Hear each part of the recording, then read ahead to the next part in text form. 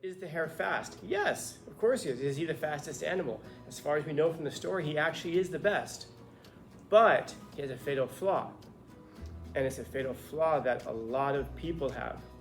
I bet it's a fatal flaw that many of you have in here right now, which is that you don't believe in yourself. You don't believe it could be you. When we're lazy, it's not just our own failure that we're having to live with. It's the success of our rivals that we have to live with as well. That's the thing that pisses people off so much.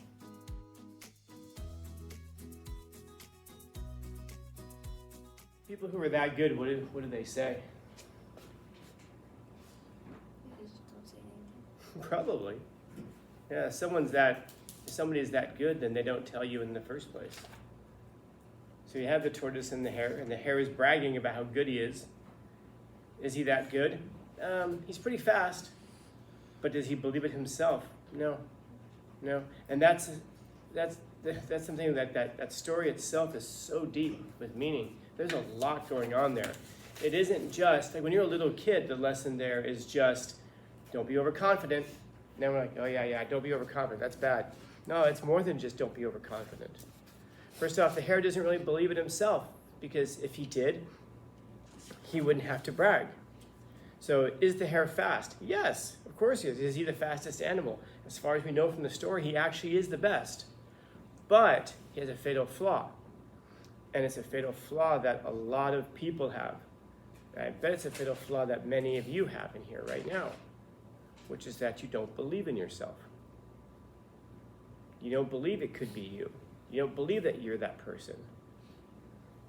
Whatever that goal is, some of you are thinking that you want to go to college and you're aiming at no disrespect to the place, but a lot of people are aiming at like San Diego State. And they're like, if I get in San Diego State, that'll be great. Yeah, San Diego State, so it's fine. I guess it's okay. If it's a state school, it's not a terrible place to go. It's probably one of, if not the best, Cal States. But having said that, there's also a UC system out there. There's also private schools out there. And all of these, there's so many schools that you could get into that are way better, more prestigious. And a lot of people will never know because they'll never apply. Because they'll never apply themselves because they just don't think like Stanford? Me? Nah, San Diego State. They'll never even try it because they don't believe in themselves. Some of you will maybe never play a sport because you don't believe in yourself. Some people will play a sport, but you won't apply yourself 100% to it. You won't get in the weight room, you won't train, you won't practice because you don't believe in yourself. And you might think like, no, I believe in myself so much, I think I don't have to train harder. No. You're giving yourself an out. You're giving yourself an excuse to perform less than what you could possibly be, because then you always have that extra excuse. Well, if I had worked out, I would have won it. Oh, I know what I could have been. I know what I could have done. The hare could have won the race if he just didn't take a nap. Now he can walk away and go, that's the only reason you won, but he still lost. And it isn't just that he didn't, it isn't just that he lost, by the way. It's that somebody else won. That's the thing that pisses people off so much. Like when you have those sports rivalries, like the Dodgers and the Padres, it isn't just that, like when the Padres win, it isn't just like this enormous joy, like our team won. It's also, and that team lost. But then when it's reversed and the Dodgers win, the Padres lose, it isn't just that we lost. It's not just that the Padres lost. It's that Padres fans hate the Dodgers so much they can't stand to see them win also.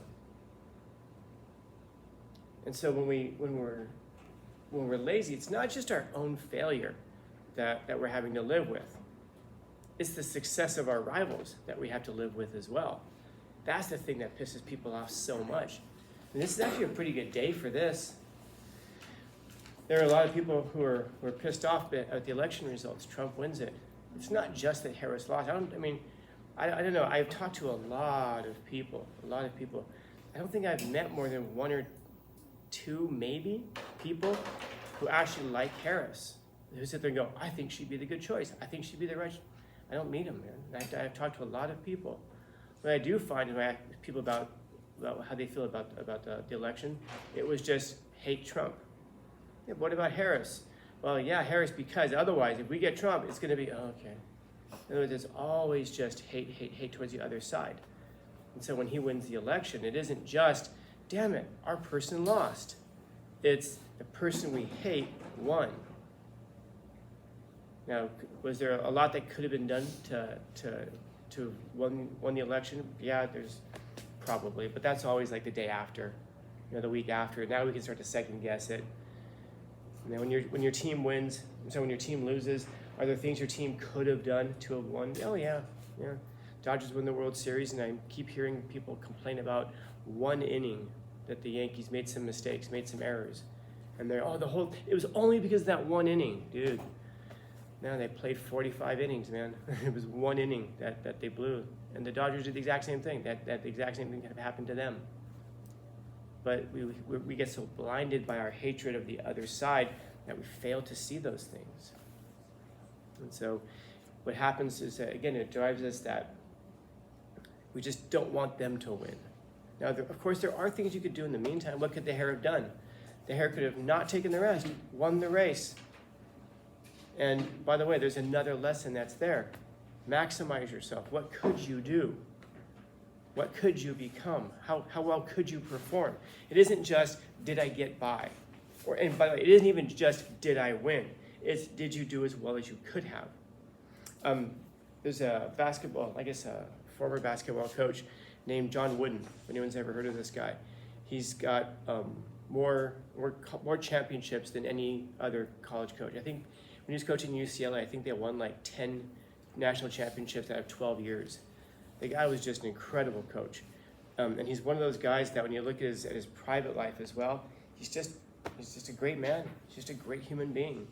And everything moral, upright, always endeavored to do the right thing. A lot of his players ended up in the NBA. And he's just widely considered perhaps the best college coach who ever did it.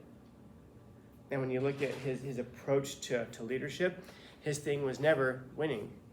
It was maximize his players, maximize his teams. If you do that, a strange thing is going to happen. You're going to win. And then if you do that, you don't have to cut corners. His team went on a long winning streak. When they finally lost, he wasn't upset about it because, in his view, they got beaten by a better team. The other players played well. It wasn't that his team played badly. His team played well. They just got beaten by a better team. And sometimes in life, that just happens. He had games where his team won. And when they won, he was upset with them because they didn't play well. They made a bunch of mistakes. It's just that they were just more talented than the other team, so they could make those mistakes, get away with it, and still win. And that's the problem, because then if you get used to that sort of a thing, when you go up against someone who's really good, you're not prepared for it. And so, but besides all of that, unless you apply yourself and maximize yourself, there's always that thought in your head about what you could have been, what you could have become. And I know that some of us are haunted by our parents' memories of what they could have been, what they could have become. We talk about it, we impose it on our lives. And all of us have, I'm sure all of us have that drunk uncle at parties who talks about what they could have been and what they could have become. And I would ask you just to think about it, man. Do you think that when that drunk uncle of yours was 16 years old, that they were sitting in a classroom and they believed that they were going to become less than what they could have become? Or do you think that they looked at it and said, I got it figured out, I got it? The world is full of people, I mean literally filled to the brim with people who think they've got it, think they have it figured out, think that they know what they're going to do. And yet the world has so few people who actually pull it off. That should warn us. And so failure is not the only punishment when we're lazy. It's not just that we lose. It's that the other guy wins. And a lot of times that pisses us off because their success reminds us of what we could have become, what we could have been. And there's almost no curse that's worse to carry through life than that.